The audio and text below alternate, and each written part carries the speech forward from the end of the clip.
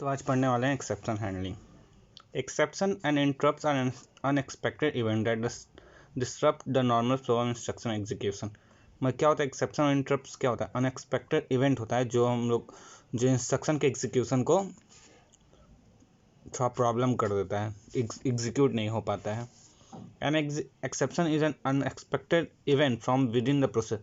जो एक्सेप्शन होता है ना, वो अनएक्सपेक्टेड इवेंट होता है, प्रोसेसर के अंदर ही कहीं ना कहीं से आता है।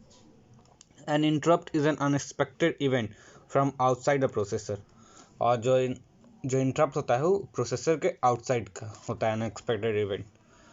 Exception generally refer to events that arise within the CPU, for example undefined awkward overflow system call etcetera.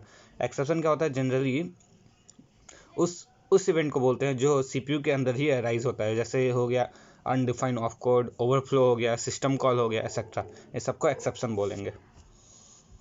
Interrupts point to requests coming from an external input-output controller or device to the processor।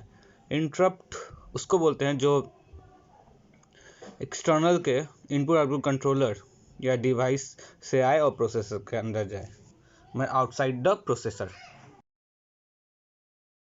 Some examples of exception are input-output device request, invoking an operating system service from a user program, tracing instruction execution, breakpoint, integer arithmetic overflow, FP arithmetic anomaly, page fault, misaligned memory access, memory protection violation, using an undefined or unimplemented instruction, hardware malfunctions, power failure। तो ये सब सारा example था exception का। Different characteristics for exception they are as follows. बहुत different characteristic होता है exception का। चलिए अब उसको पढ़ते हैं। Synchronous versus asynchronous. Some exception may be synchronous where other may be asynchronous. If the same exception occurs in the same place with the same data and memory allocation, then it is a synchronous exception। मतलब same exception occur हो same place पे same data के साथ और same memory allocation के साथ, तो उसको सिंक्रोनस एक्सेप्शन बोलेंगे। और ये बहुत डिफिकल्ट होता है हैंडल करने के लिए। Device external to the CPU and memory cause asynchronous exception. मतलब डिवाइस जो एक्सटर्नल होता है सीपीयू में, उस सब एसिंक्रोनस एक्सेप्शन काउज कर सकता है। दे can be handle after the current instruction and hence easier the synchronous exception.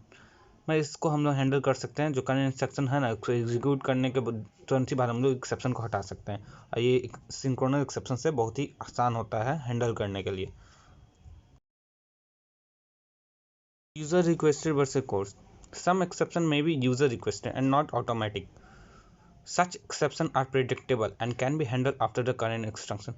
में कुछ exception user requested भी होता है, automatic नहीं होता है। ऐसे ही exception को हम लोग predict कर सकते हैं और current instruction के बाद handle कर सकते हैं। Cause exception are generally raised by hardware and not under the control of the user program।